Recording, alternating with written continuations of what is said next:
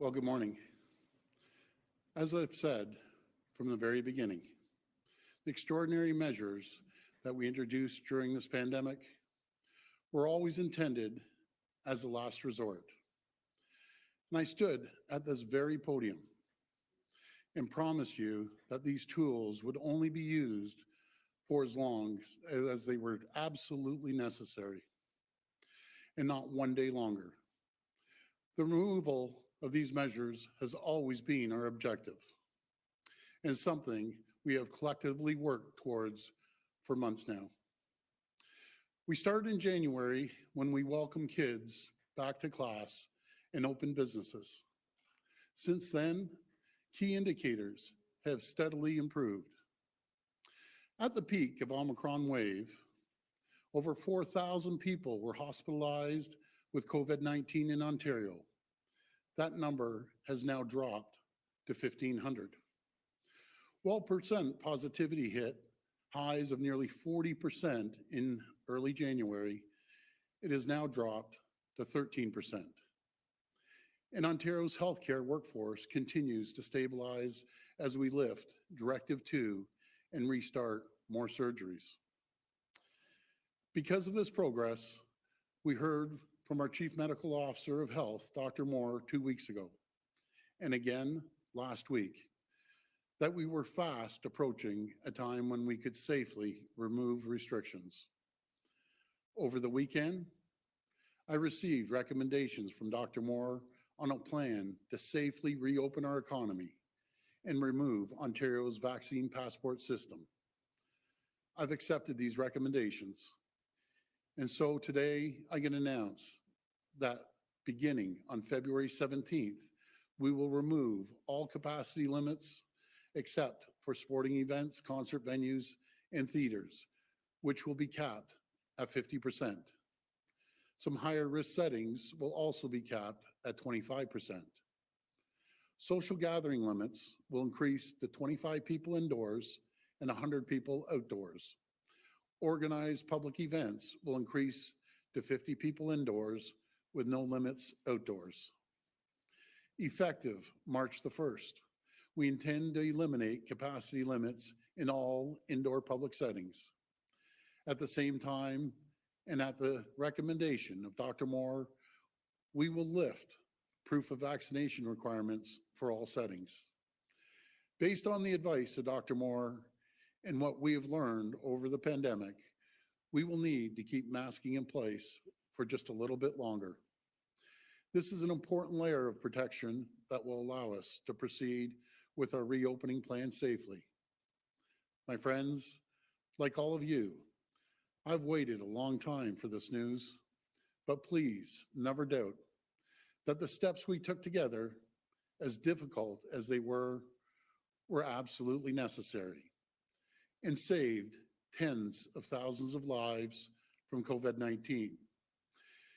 And we're here today, we're able to take this step now because of each and every one of you, because of our nurses, our doctors, hospital workers, because of every single person who volunteered in a vaccine clinic, and every single person who played a part in this fight. And let me be very clear, we're moving in this direction because it's safe to do so. Today's announcement is not because of what's happening in Ottawa or Windsor, but despite it. On Friday morning, I made the difficult decision to declare a state of emergency in Ontario. The police now have every single tool they need. They have every resource available to them. And we've made progress since speaking to you last time. I want to thank our police forces for their efforts over the weekend. The blockade at our border in Windsor has now come to an end. The Ambassador Bridge has reopened. We have managed the situation at the Blue Water border crossing in Sarnia. Toronto Police Services have successfully contained a second weekend of protest in Toronto. And while Ottawa remains a more complex situation involving municipal, provincial, and federal law enforcement, all three levels of government are focused on ending the illegal occupation. To those who are still there, to those of you who are there with the sole objective of causing disruption and chaos, there'll be serious consequences for this lawless activity. We will continue to raise the consequences against those who are holding millions of jobs and people hostage. A number of personal vehicles were seized over the weekend, and those seizures will continue. Let me be clear. If you choose to use your vehicle to create chaos, you will lose that vehicle and your license, plain and simple. To our brave women and men in uniform, thank you for your service. Thank you for making us of the special powers we have authorized to manage the situation over the weekend. My friends, I know that this period has been one of the most divisive times in our history. And one of the hardest things about this pandemic is the way it's fractured us as a society. Differing views about government policies, the limits of personal freedoms, different views about vaccines, public health measures, and what steps are necessary. All of it has polarized us in a way that we could have never imagined. I've experienced this in my own family. It's been one of the hardest things my family and I have ever gone through. But for all of this, I can still take comfort in knowing that there remains so much that unites us. There's so much that still holds us together, and I take comfort in knowing that this awful pandemic will soon be behind us. And as hard as this period has been, time will heal this pain. And we will come out on the other end of this ordeal stronger, more resilient, and more united as Canadians. Thank you, and God bless the people of Ontario. We'll go to the phone line for questions. Just a reminder, it's one question, one follow-up. First question, please. Your first question comes from Chris Rishowie with the Toronto Star. Please go ahead. Hi, Chris. Oh, hi. Hi there. Thanks for taking my question. I'm just wondering if you can be a bit more specific about the masking mandate. What kind of things will you be looking at in order for that to happen, for it to be dropped? Yeah, I'll pass that over to Dr. Moore.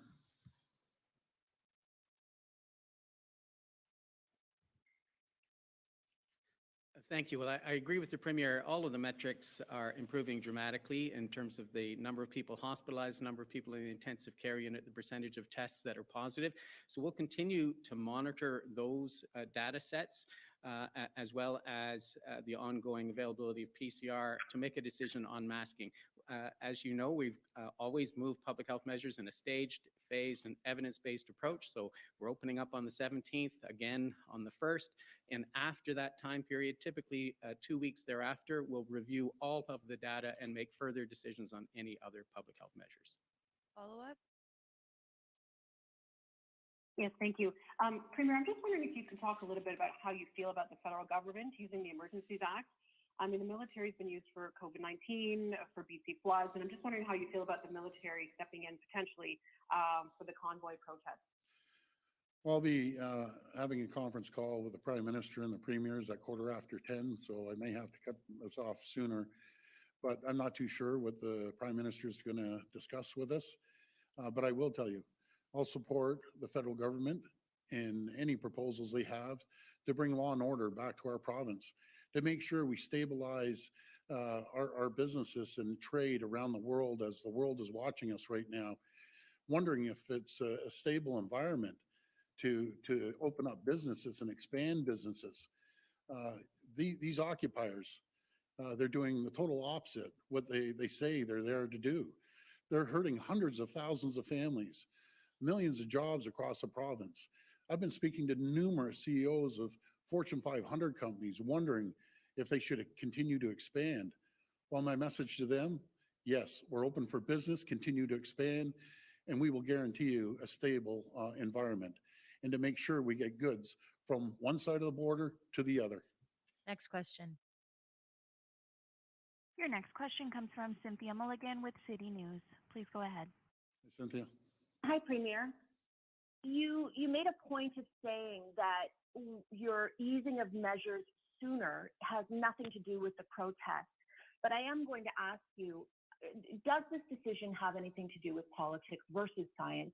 We know there's an election coming soon. You don't want any of your base splintering off to other groups that are forming out of these protests. So how much of this actually is keeping an eye on the upcoming election?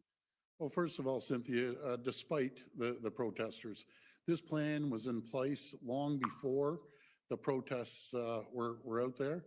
And I wouldn't call them my supporters necessarily. I think it's a mixed bunch of everyone down there. But at the end of the day, we need law and order. Our country is at risk right now. It's not just happening here in Ottawa. It's happening in BC and Alberta, New Brunswick. And I've been in conversations with all the premiers. This is unacceptable. We won't accept it. We're going to move forward.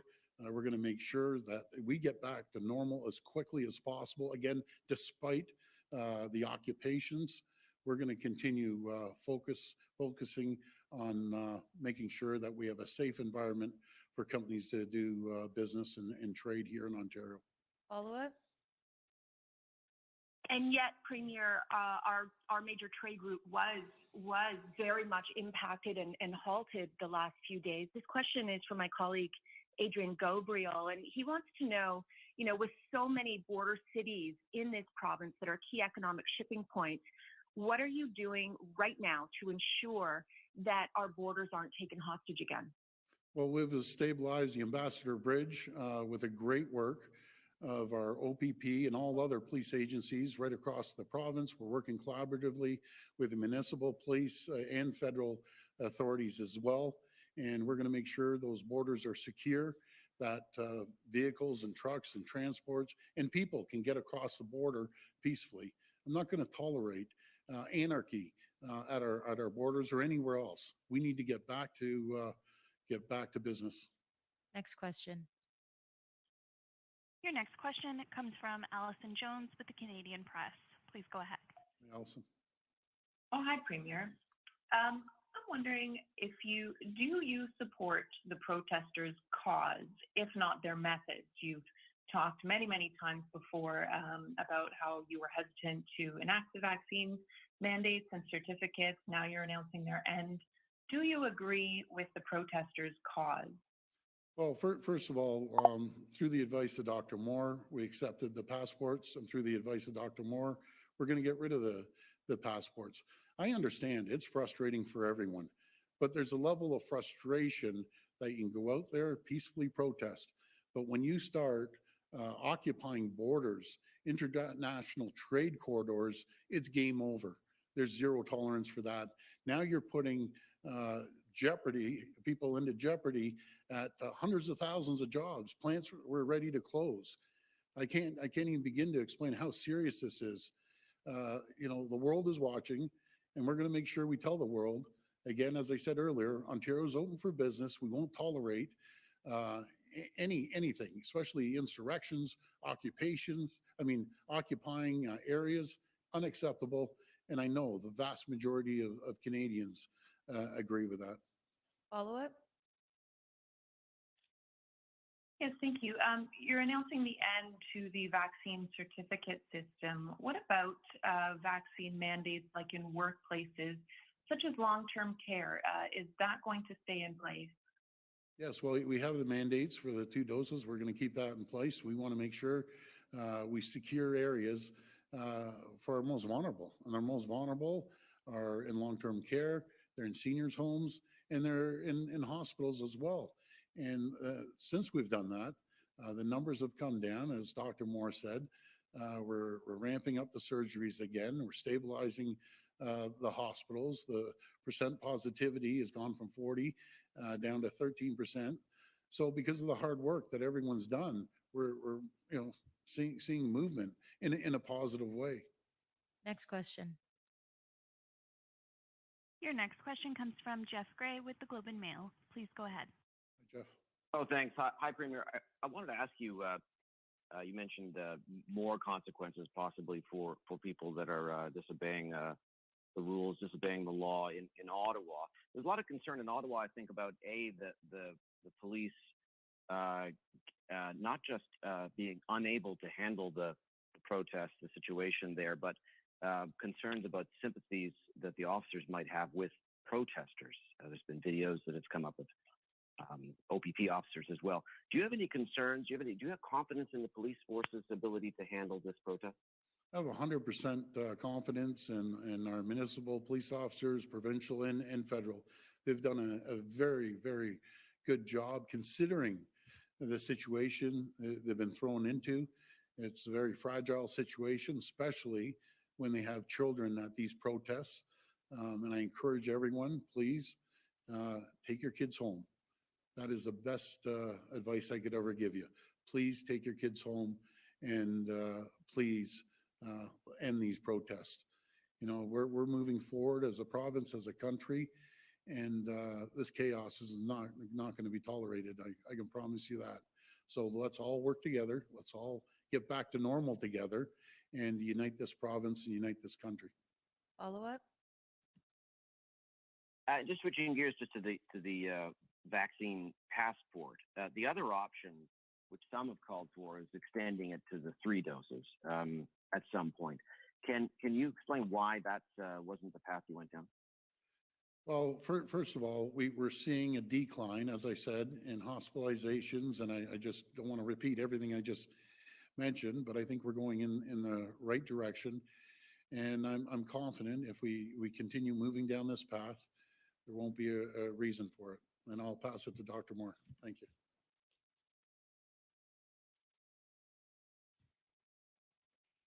Well, I agree with the Premier. We are now down the slope from the peak of Omicron activity. 92% of Ontarians 12 and over have received at least 2 doses, and 6.7 million Ontarians now have their 3rd doses. So we have the level of protection that we need to remove public health measures and have made terrific strides on reducing the risk. Our health system is in a much better position now. We have 1,369 people in hospital today from COVID-19, 394 in our intensive care unit. Our decisions have been data-driven. Our numbers show how Ontarian sacrifices have limited the spread of this virus. Our vaccination numbers speak for themselves. And as a result, we no longer need the proof of vaccination. It served its purpose. I thank all the businesses and communities that have used it, as well as all the citizens that have shown their QR codes and their passports. But in our estimation, given where we are in the epidemic, as of March 1st, it will no longer be necessary. Last question. Your last question comes from Natasha MacDonald with Radio Canada. Please go. Natasha. Hi, Premier. You say you have full confidence in the police, but this weekend residents were using their own bodies to stop trucks. There was a hot tub on Wellington Street. What's your understanding of why Ottawa police are not enforcing the state of emergency orders that you declared on Friday? Well, again, you know, it's a little different situation on the bridges opposed to Ottawa. It's a little more complicated. We're working collaboratively with the Ottawa Police, the OPP, and RCMP. But I'm really confident. I'm confident that we're going to be able to move forward. I'm really hoping that the people that are occupying Ottawa are going to move on. It's unacceptable that they have 1 million people held hostage right now. And again, I can't stress it enough. We won't tolerate it. We've given the police the tools to do their job. And again, I have confidence that they'll do that job. Follow-up? But if that doesn't happen, is Ontario going to ask Justin Trudeau to invoke a federal declaration of emergency? And are you planning on talking about that in your meeting with the Prime Minister this morning? Well, I think we'll be discussing everything at the conference call today with the Prime Minister and all the premiers. And I can assure you that the premiers don't hold back on their comments. But at the end of the day, all the premiers agree with one thing. We cannot we cannot have people creating chaos at our borders, interrupting trade with the rest of the world. It won't be tolerated. and we'll make sure we take care of it. But my message to anyone, the protesters, occupiers, this has to come to an end. And it has to come to an end real quick. And if it doesn't come to an end, you're going to have serious consequences. You'll lose your license for life. You're going to lose your car indefinitely. And we're going to throw every tool we have at you to make sure we bring stability back to our great province and our great country. I just want to thank everyone. God bless the people of Ontario and Canada. We're moving in the right direction, and we will get through this together. Thank you. Thanks, everyone.